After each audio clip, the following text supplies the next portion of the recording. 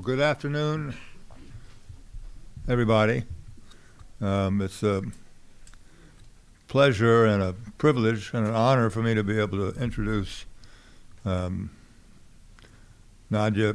Calvino, the Spanish Minister of Economy and Business, which is a pretty interesting portfolio at the moment. And hopefully you will enlighten us. I'm sure you will. I'm Boyden Gray. I was ambassador to the EU. I must add, Bart, that I was also, for a couple of years, special envoy to the European Union for Eurasian energy affairs. And I must tell you, I'm happier to be here than there today. Anyway, I'm co-chair of the Atlantic Council's Global Business and Economics program, Eurogrowth Initiative Task Force, so this is a very relevant thing for me to have you as our guest. Very, very timely. Spain's economy has been doing better than its peers for several years and looks like it will continue to do so, but Europe as a whole has some headwinds. Its growth has slowed. Germany's economy may be nearing recession, and trade tensions, to which we've no doubt contributed some, have hurt everybody's exports, every country's exports, including Europe. So the minister's outlook on Spain's future economy, growth aspects and prospects are of special interest for us. Could a trade agreement with Europe and the United States help? It looks as though formal U.S.-EU trade talks are on ice, so what ideas might you have for changing the equation a little bit to try to get the two economies closer together and growing faster, both of them? The minister worked in the European Commission for 12 years. She had a range of senior level positions, which I think qualify her for her current job, and I think qualify her very well for her remarks here. After her remarks, she will take a seat here, and Bart Oosterveld will conduct or moderate a Q&A. He may sound like he's a stranger to Spain, but his last name, I just found out, betrays the fact that his mother is Spanish.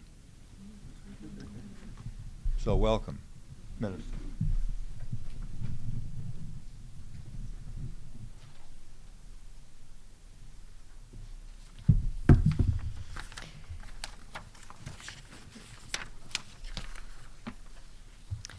Good afternoon.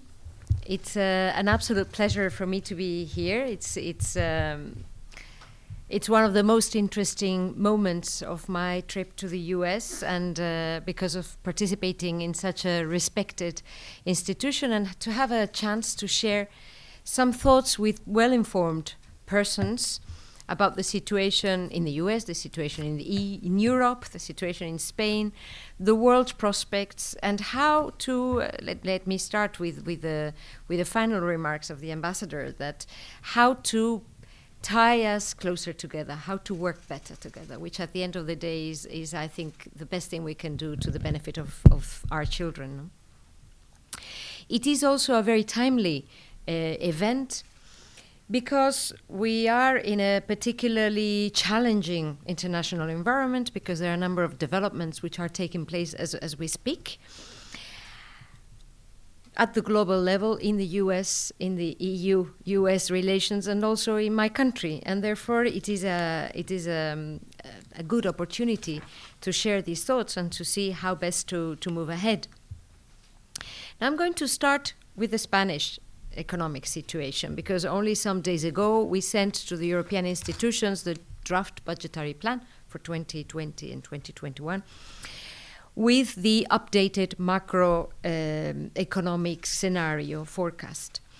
And indeed, The Spanish economy, as you pointed out, has been going through a period of very strong growth. We have been growing at an average rate above 2.5% for the last 5 years, which is remarkable, for European standards. Our economy is still in an expansionary phase, with growth rates above 2% year on year. Our forecast for this year, 2019, is 2.1%. The forecast for next year is 1.8%. And all forecasts point at the continuation of this positive growth, significantly higher than the EU average and the Eurozone average. Maybe more interesting than the growth rate and whether it is 1 decimal point higher or lower is the fact that growth has been based on a more robust and balanced framework structure. We have been growing in a more sustainable manner, making the economy more resilient to both internal and external shocks. And I really hope we do not have to put this to the test, but evidence points towards this stronger resilience, because it is happening in a context of low inflation, because this has been happening with a significant process of deleveraging of the private sector, which is allowing the economy not to have these bubbles or imbalances that built up at the beginning of the century and which at the end of the day burst in 2007 and subsequently led to the recession. Because there is a very positive evolution of the labor market.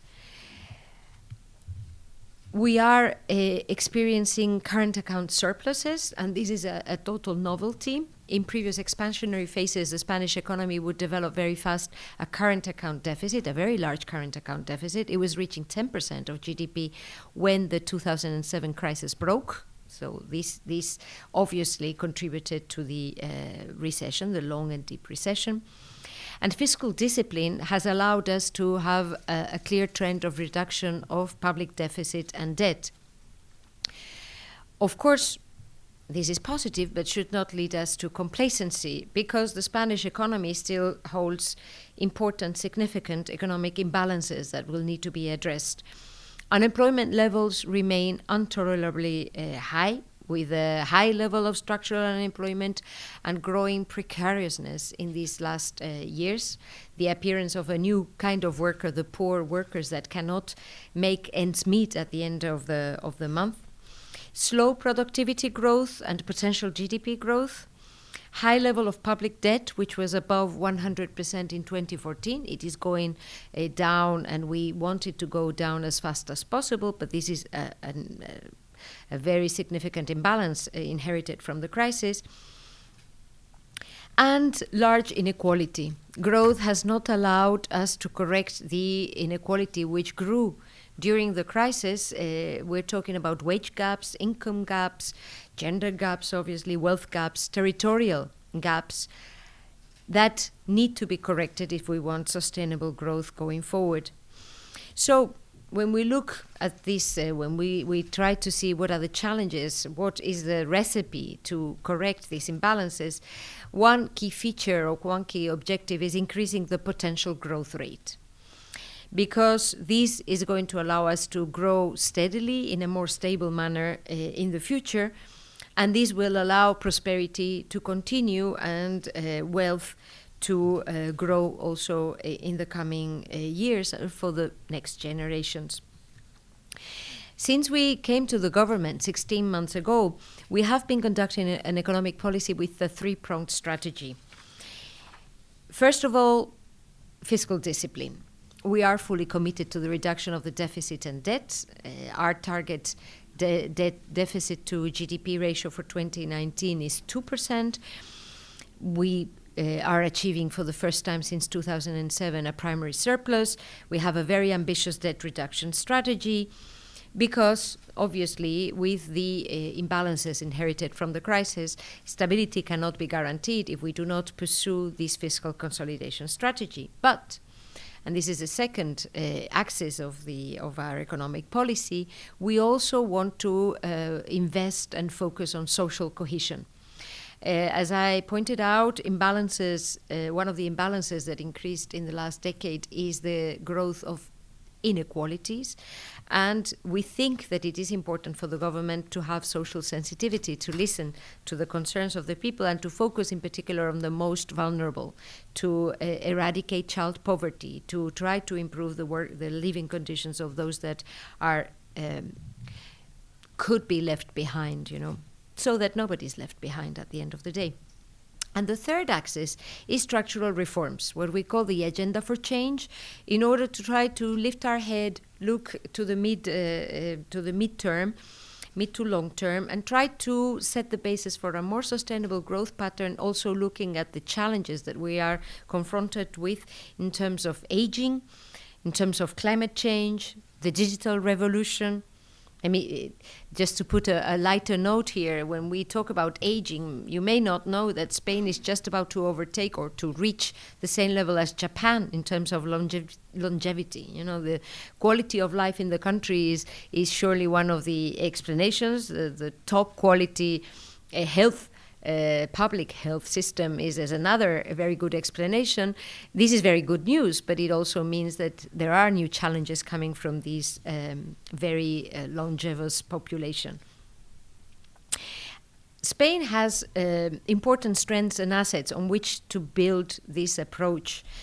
Physical, legal, institutional security, a network of infrastructures, physical infrastructures, digital infrastructure, which is second to none in Europe, a competitive business with important presence abroad, leading international companies in sectors that can drive the process when it comes to climate change, when it comes to digitalization in sectors such as health, construction and energy, sustainable tourism, car manufacturing, sustainable mobility, agri-food. You are well aware of these companies. And building on these trends, we need to put forward a strategy investing in training and human capital, driving the climate change transformation process, enhancing scientific and technological progress, encouraging entrepreneurship, moving towards an efficient and fair labor market, and reducing inequality and protecting the welfare state. I will come back to this in a moment. Now, this approach has been rewarded in a certain sense because financial markets have shown their growing confidence in the Spanish economy. Both domestic and international investors have consistently increased their participation in Spain, their investment in Spain. Rating agencies have raised the rating of the Kingdom of Spain's debt. And this is a very important basis on which to build. But Spain is clearly open to the international challenges. We cannot be immune to the global slowdown, the materialization of current risks, which brings me to the second part of my brief remarks, the international situation. In particular in Europe, what are the challenges in Europe, but what do I have to say about the international economic context? Well, I participated this morning in an event in the IMF, and there is an unanimous consideration that there is a slowdown of the international economy. It has been more pronounced than maybe analysts and international bodies anticipated a year ago. And this is reflecting a number of mutually reinforcing factors. First of all, trade tensions. You mentioned it, Ambassador, in your introductory remarks. The IMF has just calculated a loss of around $700 billion in 2020, about 0.8% of the world's GDP. Disruptions of international trade are affecting global value chains and the industrial and manufacturing sector, which also face major structural challenges. But besides this direct impact, there is the issue of the withholding of consumption and investment decisions due to uncertainty. There are also difficulties in large emerging economies, such as Argentina or Turkey, and geopolitical tensions building in the Middle East. I just saw some remarks about cessez-feu, a stop in the tensions which have to do with one of the countries I just mentioned. But obviously there are a number of difficult situations and tensions which are building up in different parts of the world. There is, of course, Brexit. We have very good news today. It is not the end of the process, but there is a clear hope for an agreement. There is some way to go. We will see in the coming days how things progress on the UK court. But there is a clear basis on which to build this more positive outcome, or rather than more positive, let me say less negative outcome, because when we talk about Brexit, we're talking about lose-lose. It's minimizing the damage. Now, prolongation of these uncertainties is in itself the materialization of a risk. It is already negative in itself. So I want to point this out because sometimes, some people may think, well, if there is a threat but it doesn't materialize, at the end of the day there is no damage. But no, the damage is done with the threat. And this uncertainty is already having a clearly negative impact on global growth and, of course, on all the economies which are open, as is the case with the Spanish economy. Talk about trade tensions for a second. We are quite concerned with the announcements that have recently been put out by the US authorities of increasing tariffs. In the case of Spain, there has been a very clear message of targeting them against some of the key agricultural Spanish exports to the US. This would penalize a big number of Spanish farmers. Behind or beyond the numbers or the significance of this sector for the Spanish economy and these specific products for the Spanish economy, and that may not be so relevant, there is the social element which is behind, and of course the geographical concentration of the impact in some regions of the country, which in our view make these kind of threats unacceptable and unfair. I don't need to highlight how sensitive this is when we are talking. I mentioned it already today in a couple of events. We're talking about wine, we're talking about olive oil, we're talking about olives. So you are really, looking for a symbolic target here. Now, let me be very clear. In our view, we need to avoid a spiral of measures and threats and an escalation of these kind of tensions. We want to reach a negotiated solution. For the European Commission, who has the exclusive competence to undertake international trade negotiations, and for Spain, the mutual imposition of sanctions is counterproductive and detrimental to our respective economies. We have always been committed to supporting the multilateral rules-based trade system that has served us so well since the Second World War, and we want to work towards a fair and balanced solution for our respective aeronautical industries, because this is what has been used as the reason to put out these threats in sectors that obviously have very little to do with aeronautical manufacturing, as everybody can understand. There are a number of options on the table, but I really hope that we can come to a solution and that this does not materialize at the end of the day. Now, key challenges are of a global nature, and I think, and this will be the final part of my remarks, I think, and this is my key message here today, we are confronted with global challenges. We need to tackle them together. Of course, starting with the EU. When there are challenges in the international system, the answer is to build a stronger Europe, a more integrated Europe. A Europe with a clear purpose, which is to protect our citizens, to maintain prosperity, to make sure nobody is left behind. I said before, I'm going to come back to this putting the citizen at the center issue because I think it is key. Since the crisis, we have been working in a number of measures and reinforcement and elements to make a more resilient financial system. We can go through them in the questions if that would be of interest. But frankly, I think it's difficult for citizens to understand what is in for them. When I try to explain to people, we've just reached a very important agreement. We have created a backstop to the Single Resolution Fund, to the banks which are supervised by the Single Supervisory Mechanism. I have to tell you, I don't get a round of applause. It's a bit difficult to explain why all of these things, which are extremely important, but why are they important to citizens? Why do they affect their daily lives?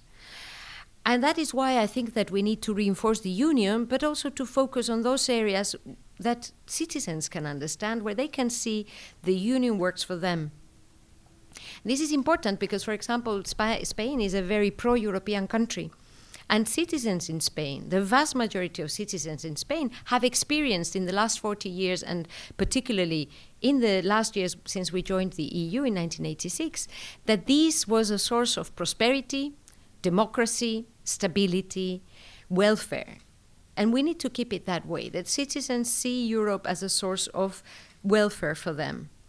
And this requires us in the financial sector, in the economic policy area.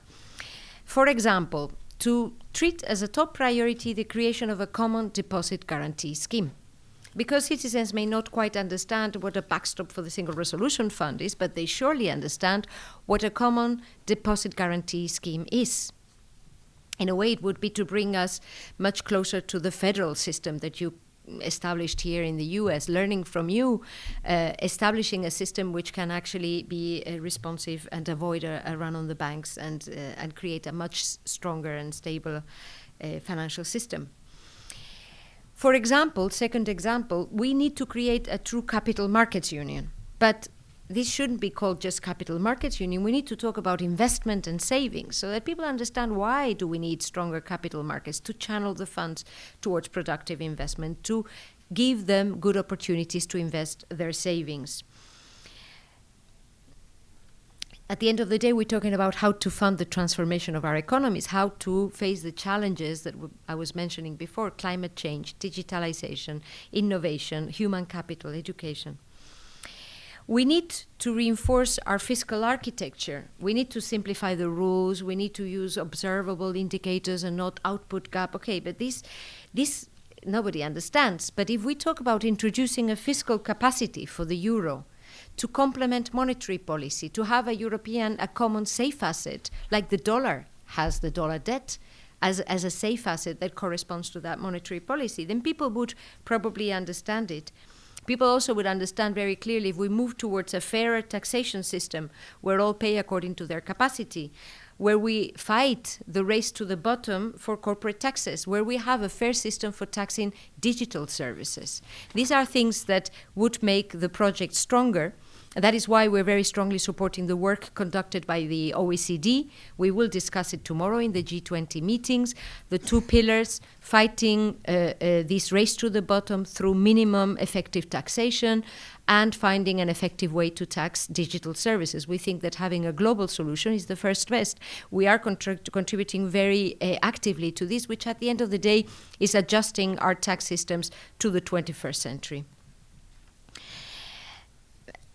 I wanted to share these thoughts with you because many times we're talking about indicators and elements which are difficult to explain to a normal citizen. And I think we really need to explain what is in for them, why the EU can reinforce their lives, and why we need to do this together. Why having a common system, a common deposit guarantee, a common unemployment insurance system, why all of these common elements are going to make our lives better going forward.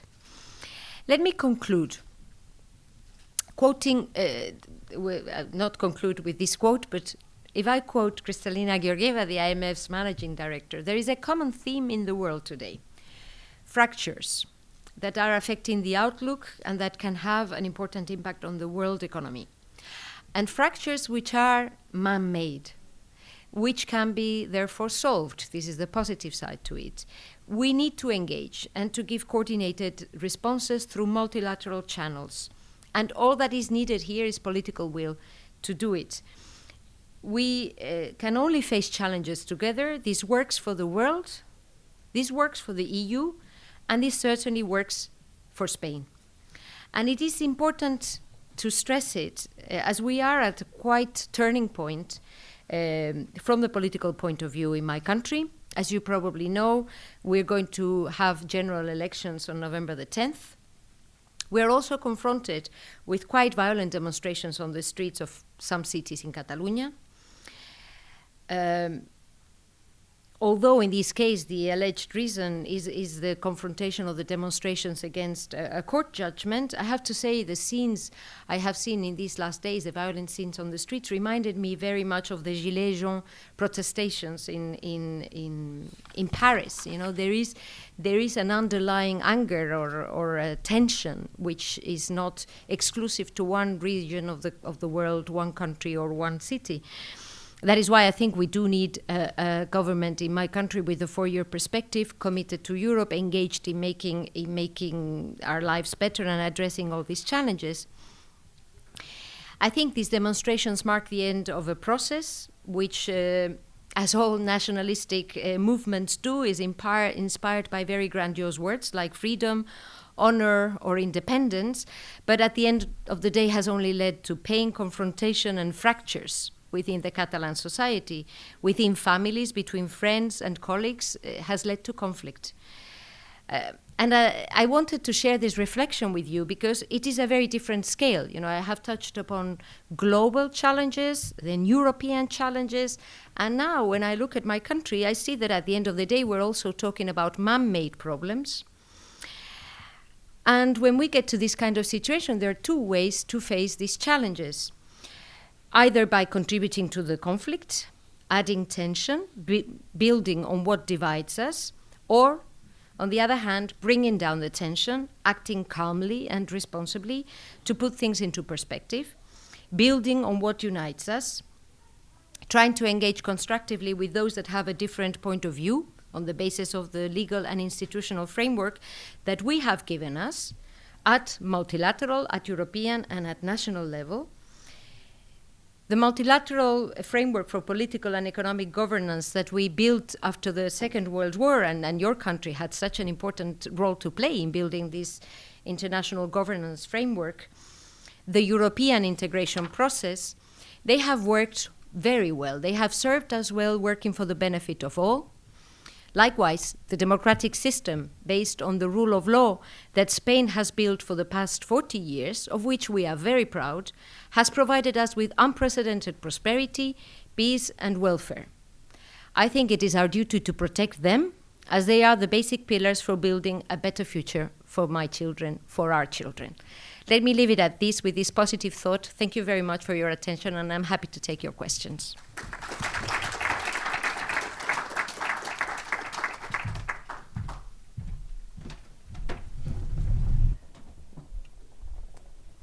Thank you, Minister, and it's a true honor to have you, and thank you, Ambassador Gray, for your kind opening remarks. A call to transatlantic cooperation for common challenges means you've already won over our audience, so we're in a good spot here. I wanted to start with a question about the domestic economy and the growth prospects, and you touched on a number of areas and talked about how growth is more balanced, not characterized by the kind of imbalances that were in the run-up to the crisis, where growth was driven by the banks, by the big construction firms, and was in essence a real estate crisis. Can you talk a bit more about which sectors are contributing now more than they used to, and what your government is doing to prevent the buildup of similar imbalances from a regulatory perspective or legal perspective? Mm-hmm.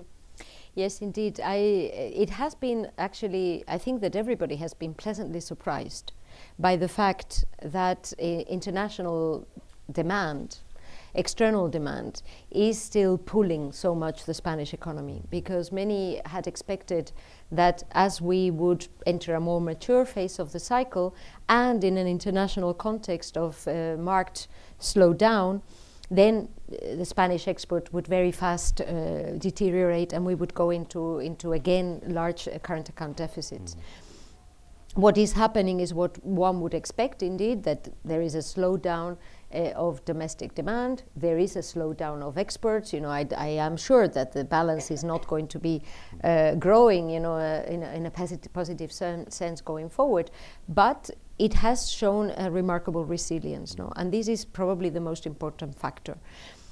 And there could be two elements that explain this. First is that in terms of the domestic economy, the structure of production is much more balanced. For example, we do not, the weight of the building sector, which was a big part of the bubble that burst in 2007 and 8, well, it represents 6% of GDP now. It was double in 2007. So right now, there is a more balanced structure of industrial services and construction and the agricultural sector that is leading to this more balanced growth. And the second element is probably that due to the crisis, Spanish businessmen had to go international. You know, the domestic demand was falling so sharply that they had to look for other markets, and they have become much more internationalized, much more open. And it looks like they're also quite agile. So when something goes bad in one market, they're able to look for alternatives and find their way around. I think this is an important asset we need to preserve. What are we doing to try to help this continue? And first, to preserve trust and confidence in the Spanish economy. And this requires us to have a very responsible management of the fiscal side, you know, to continue with the debt and deficit reduction. I was seeing investors yesterday in New York. I see there is a very strong trust and confidence, a very positive outlook on the Spanish economy. We need to continue with this, responsible approach, support businesses, support the internationalization process.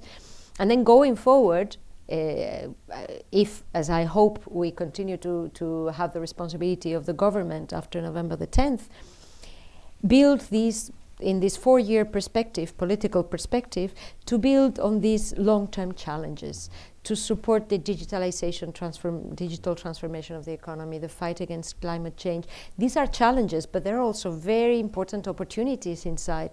We need to take these opportunities, build on the assets of the country, and try to support it from the government with all the different instruments at our control, in our hands. Okay, excellent. Thank you. We'll return to fiscal discipline and your focus on that in a little bit. I wanted to talk a little bit also.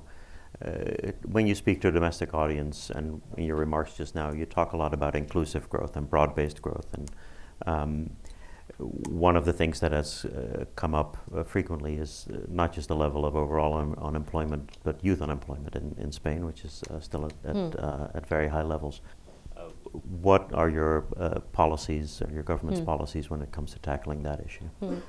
Yes, the high unemployment rate in Spain is one of the most significant and worrying imbalances. And the different governments for the last 40 years have tried to tackle it with limited success.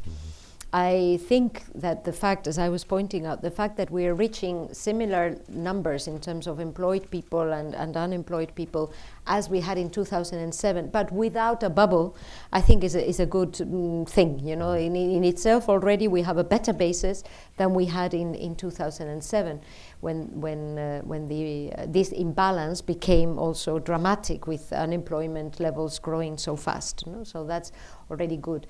But one key feature of the Spanish labor market is the duality.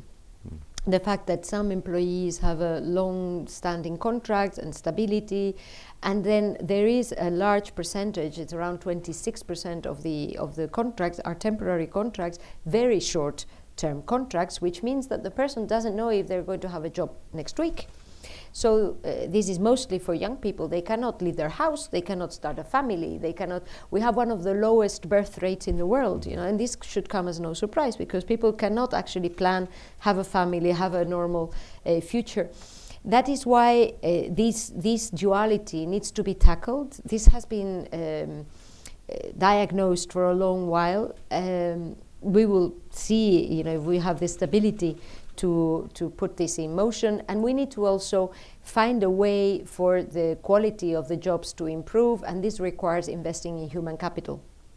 If your job is going to last for some days, then neither you nor your employer is going to invest in your training. It's lifelong training sounds like a joke when your job is 4 hours in 3 days. So we need to find the stability and the engagement of all players in the market and all the social players to see how to put the market in a more dynamic kind of track. Okay, thank you. Let's talk about Europe and the euro area specifically. You are a strong proponent of fiscal discipline, and your government has brought the deficit, as you mentioned, to under 3% of primary surplus.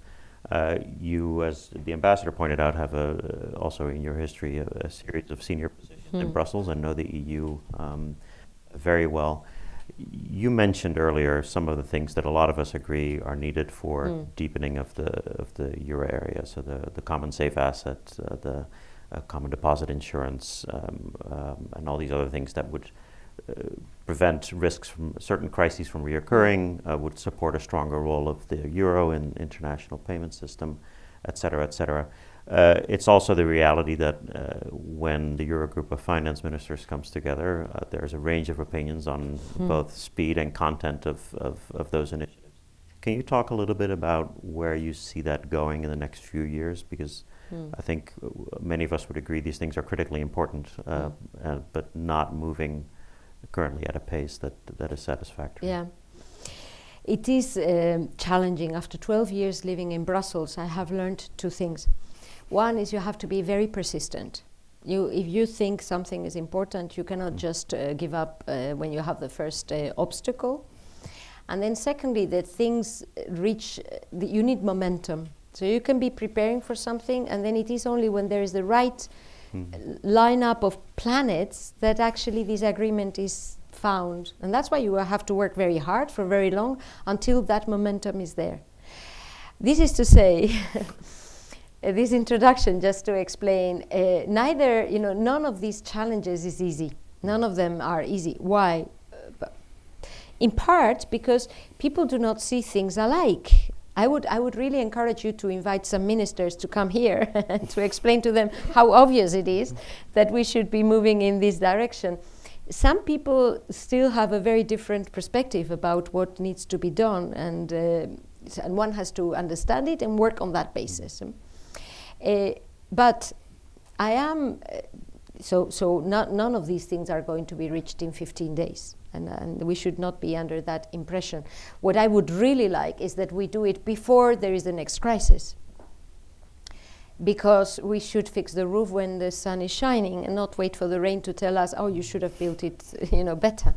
And this is what we're doing. And I am encouraged by the fact that when I took office for 16 months ago, and I went to the first Eurogroup meeting, there were some taboo words that could not be mentioned. And one of them was common deposit insurance. Not to speak about common unemployment insurance. Of course, this was not even imaginable. Right now, the other one was stabilization. Okay, so what we have achieved is, and I'm going to start with the last one. We have achieved the creation of a budgetary instrument for convergence and competitiveness. So the word stabilization is not there, but it actually has stabilization elements into it, counter-cyclical elements. So it's the embryo of what could become one day the budget for the Eurozone. We're not there yet, but we have achieved that the European deposit insurance system is amongst the top priorities. It is on the agenda. We discuss it in every meeting. We have a commitment for a roadmap, and there is a large majority of countries which thinks this is a priority and we should move ahead. And the elected president of the European Commission, Madame von der Leyen, has signaled that the creation of a common unemployment insurance mechanism is amongst the top priorities she would put forward in her mandate. Yeah, it's not bad for 16 months. So it is encouraging. Does it mean we're there? No. Does it mean it will be easy? No. But we are quite convinced that this is the way forward, and Spain is willing to play an important role in making this a reality. Okay, thank you. Final question before I turn it to the audience. You mentioned it, and you've often commented about how Spain is not isolated. What happens elsewhere in Europe affects Spain and its growth prospects and its economy. You mentioned the trade tensions earlier. You mentioned Brexit, and so, I don't know, pick your external pressure. Which is the one that worries you most at this moment? Well, until today, and even today, Brexit. And because Spain is very closely related to the UK. We have around 300,000 British persons living in Spain, maybe 150,000, or the numbers are Spaniards living and working in the UK, which means that we're very closely related. It is one of the most important export markets for Spain. Businesses, companies have established them there. The British companies are established in our country. So we have every interest in having the best possible relationship and avoiding the worst case scenario of a no-deal Brexit. What we have been doing this last year is preparing for the worst. Obviously, you have to hope for the best, prepare for the worst. So we have been doing the maximum you can from the central government point of view, regional governments, working with the businesses, to try to prepare as best as possible for this worst case scenario, to avoid the losses that would be derived from agro-food products being in trucks, in a line in Calais, blocked in Calais, and all sorts of alternatives. But it is, I think, impossible to foresee the possible impact that such a hard Brexit would have. And so I would rather avoid testing it. As I said before, this kind of crisis, I would rather not have to test whether I'm well ready for them. That is why we have been from the beginning supporting working towards an agreement, and I think the signs today are encouraging. Not there yet, the ball is on the UK camp. Let's see how things progress, but I would say from an economic point of view, this is probably the most important. Now, trade tensions are also very relevant because they are provoking a slowdown of the global economy, a slowdown of the European economy, the German engine, which is the engine for all of us. And so it obviously has an impact on the Spanish economy, which is in a slowdown phase, obviously, as all the other economies. But I would say, if you ask me for what is the most worrying, it was Brexit. Okay. Yeah. Thank you so Wasn't much. easy. And let me open it to you all, to the audience. And if I could ask you, there will be a mic that will be brought to you. If I could ask you to state your name and affiliation. And sir, over there.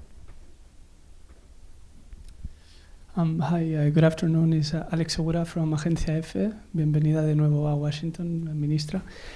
So in the panel about global economy, alongside Georgieva, among others, you said you were hopeful that the Trump administration would suspend the tariffs that are coming into effect in the next few hours.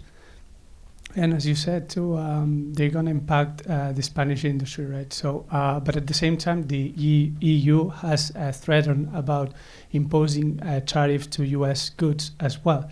So my question is, are you still hopeful that the Trump administration is gonna suspend the tariffs, or what do you think the solution would be? Thank you. Well, I will be hopeful until the very last moment. Do I think this is very likely? I don't think it is very likely, but we have to be hopeful, that this more constructive approach prevails. Because, as I said in my introductory remarks, embarking in an escalation where the EU starts saying, we have the right to impose retaliatory tariffs for up to 5 billion due to a judgment that took place some years ago, and therefore we have a list here of products which are going to hit particular states in the US, doing the same they did, and then obviously we are awaiting the Boeing judgment also some months later, and so we may have even more retaliatory measures, and and we're going to look for other trading partners like China, who's going to be more beneficial. I don't think this is a very constructive way forward. So I really hope we can avoid this escalation. I think this is the approach of the EU. In general, we are a very open economy. We are the largest trading bloc in the world for a reason, that we would rather find ways to cooperate and increase welfare than engaging in trade wars.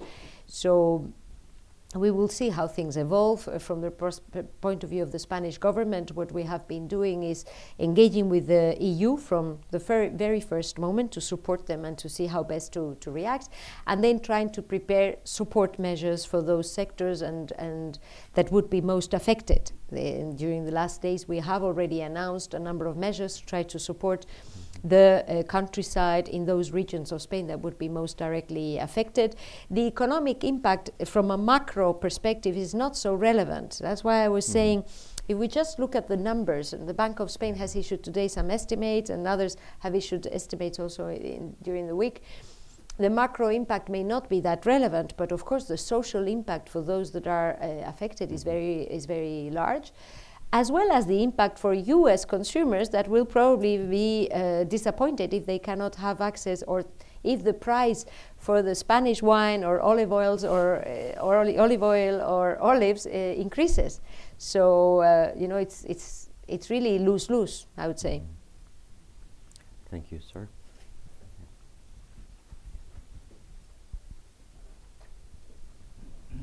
Thank you, Jean-François Boita, representative of MEDEF, the French Business Association here in Washington. Thank you, Mrs. Minister. And a question about the G20 tomorrow and your position on digital services taxation, but also on antitrust issues on a number of big digital companies. Mm-hmm. Well,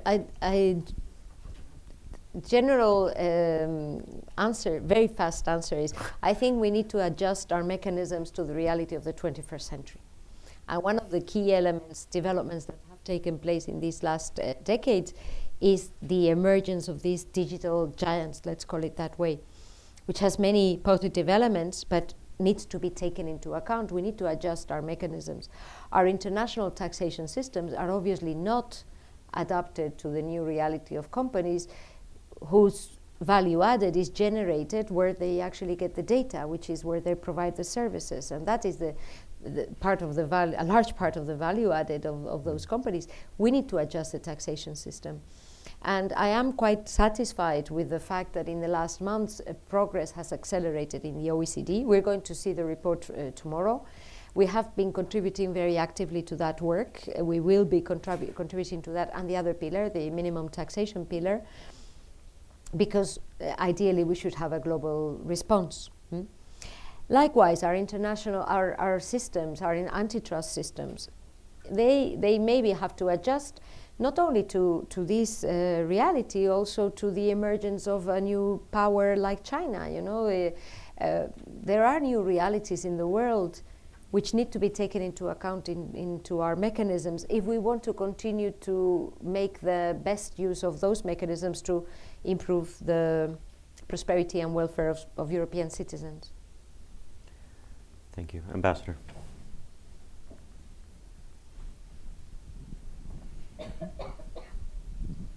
Madam Ministro, yo soy Timoteo. Timothy Towell, retired U.S. diplomat, a great friend and supporter of Spain. I'm impressed with your 21st century vision of this wonderful country that I love. But my problem, besides getting old, like my friend here, Dr. Gray, is that I have a mental picture of Spain of the last century, because I started out in Valencia, Spain, as vice consul under Tío Paco. That's Francisco Franco, if you don't know those names. So I knew all the fascists, if you will, falangistas. My closest friend was in the Blue Division, and I used to see him in his uniform, and that pissed me off, because I grew up in the Second World War. You were good on talking about Catalonia, but Valencia is medio Catalan, as you know. So I did, I'm sorry, he's a paella man. But are you really bringing the whole nation together? Are you really handling Catalonia's idea that they've been independent since before Christopher Columbus, and they speak a funny language? Are you really dealing with it? The last prime minister sent people with Guardia Civil hats that we all, including me, associate with Tío Paco and the fascists. Are you really doing that to bring them into the wonderful 21st century that you explained so wonderfully, Madam Minister? Well, thank you very much for your question, which allows me, first of all, to say that the Guardia Civil is no longer a symbol of fascism. On the contrary, I think that we all feel extremely safe when we have to deal with the Mossos d'Esquadra, which is the Catalan police, with the Guardia Civil or with the Spanish police forces. And they are cooperating very well and trying to deal with a very complicated, violent situation that is on the streets in Catalonia.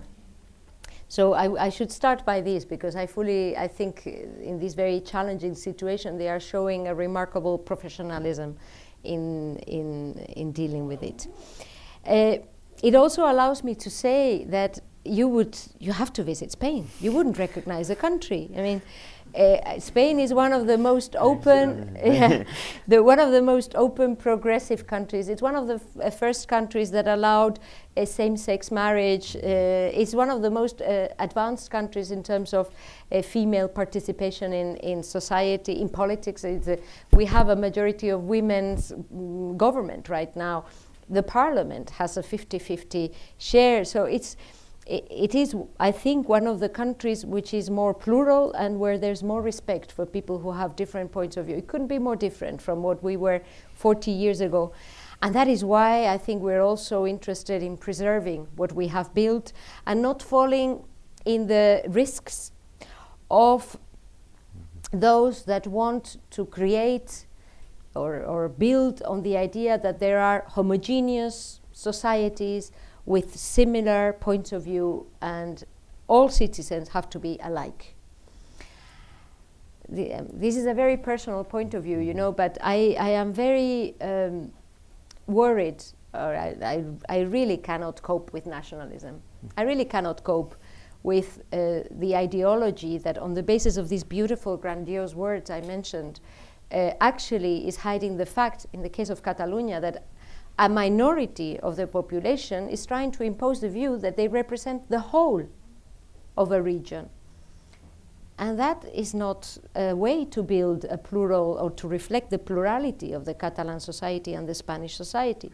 Now, unfortunately, due to different reasons, they have been able to drive a lot of people to believe that this was the way forward. And I really regret to see so many young persons on the streets thinking that they are I am sure they think that this is the right process or this is good.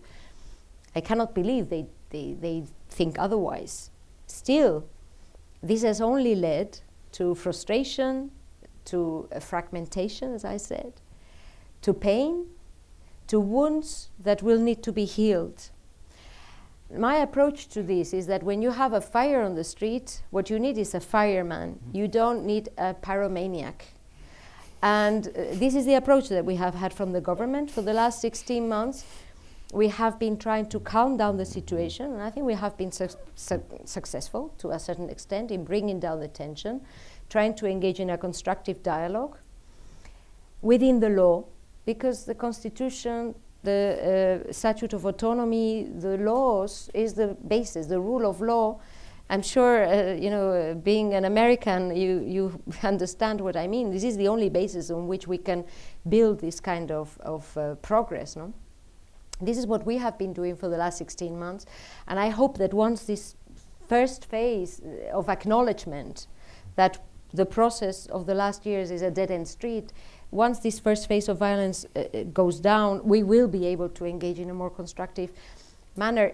First and foremost, Catalans need to talk to Catalans, because it is the fact that the government of Catalonia has not represented the majority of the Catalan people that has provoked this tension, and I hope we can embark in this more constructive phase soon.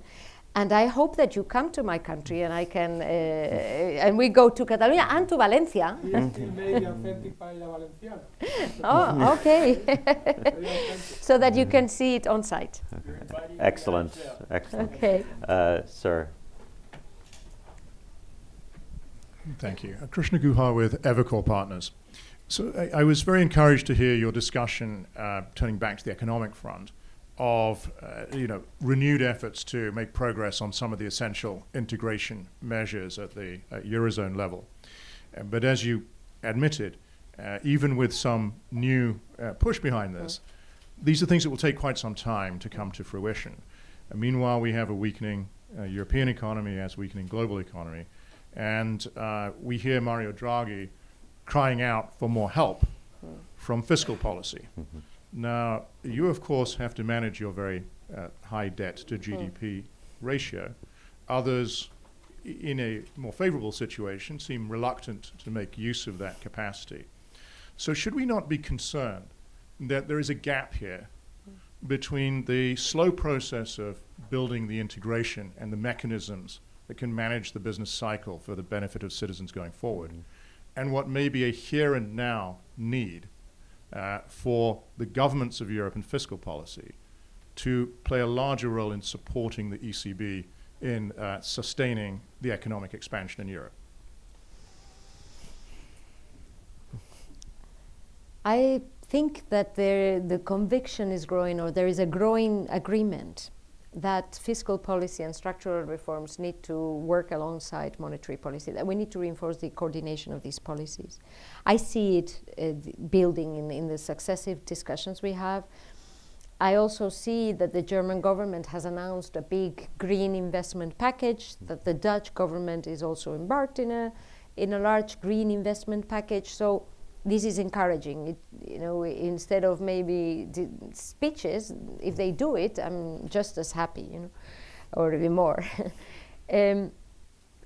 Now, what we need to see is how to make sure that it is not only the rich and affluent that can actually do these investments. We need to also see how to make sure that it's the whole of Europe that is growing, and that we continue on the convergence process, which for the last 20, 30 years has been key to ensure prosperity for all citizens in Europe. You will have got from my introductory remarks that we need to make the EU a reality for citizens, and that has to mean that they all see this as a source of prosperity and improvement.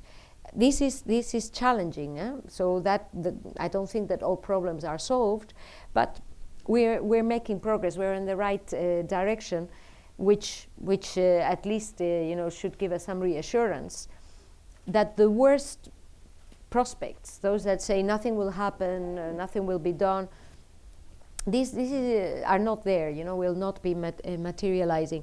The German finance minister, actually, whenever he speaks publicly, and I have seen him in a couple of occasions, is quite reassuring in saying, we will use our powder, we have a lot of fiscal space, we will use it. So, that kind of declaration, I think, is again going in the right direction. Yeah, thank you. The gentleman over there. Jeremy Cohen-Seddon from the Peterson Institute. I wanted to come back to the budgetary instrument. So I think, if I remember correctly, before the European Council meeting in June of 2019, I think you had a very clear position that it was better to have nothing than to have something bad. Now, I think most of the experts on the topic would agree that the Council ended up with something bad. And now I hear you saying that there is actually some stabilization built into this instrument. My understanding is that it could be true if you manage to modulate the national co-financing rates, and if you manage to have an international government agreement on, raising the resources of that budgetary instruments. But those two things haven't been agreed. Do you expect to make some progress on this? And if you don't make some progress on this, should we throw the whole thing together? Now, one last point, more generally, I think I really like what you said about the momentum thing, and I think here, so I want to extend that discussion of fiscal stabilization, right? So one way of having fiscal stabilization was through a proper European Eurozone budget. It seems that the momentum for that is past, or another way of getting more fiscal stabilization would have been to reform the European fiscal rules. Seems that the momentum for that is dead, despite the very good report by the European Fiscal Board. Another way of doing fiscal stabilization is through an unemployment insurance. So I was curious to have your view as to where you think the momentum might be, and where you would want to invest your political capital to move this issue of fiscal stabilization further with the new commission and so on. You are very right to mention these three elements, because we are working on the three, and I wouldn't say any of them is dead. On the budgetary instrument, I don't want to become too technical, but actually since June, the drafting of the text and the things we have agreed on has improved. It has moved significantly. The cursor has moved towards what we consider to be acceptable. That is why we didn't veto it a couple of weeks ago. There is the modulation of national co-financing. There is the element of automatic or quasi-automatic adjustment for countries which are in difficulties.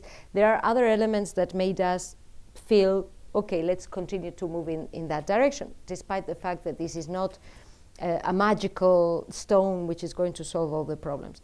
That is why we also support very much the unemployment insurance track, and the fact that President von der Leyen agreed, and we are seeing how to help the Commission come as soon as possible with a proposal which we will be very happy to contribute to.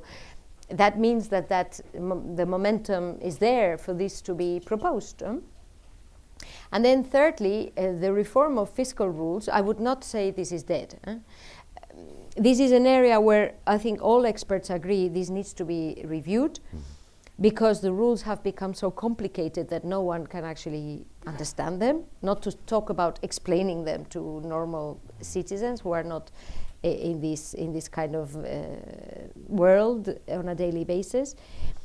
Also because they are based on unobservable variables like the output gap and potential output, which they get it wrong all the time for Spain, just to give an example. And so every time we submit a budget to the European Commission and an analysis every this week, we have to put a proviso of the numbers do not fit the reality to a very large extent. So either the reality is wrong or the method is wrong. So. No criticism to anybody, it's just that we need to reflect on that. And they need to be, so this review is needed, everybody agrees, but it is politically challenging. But I do think there is a willingness. Let's see with the new commission when they come in place, whether they push it. I am quite sure they will, or I'm quite optimistic they will. And then the issue is on the table. It wasn't 2 years ago. It is on the table now. And the report of the European Fiscal Board is extremely useful in that regard. So, again, as I was telling you before, and I replied some days ago, throughout my career I have had so many situations where I was told this is mission impossible, forget about it.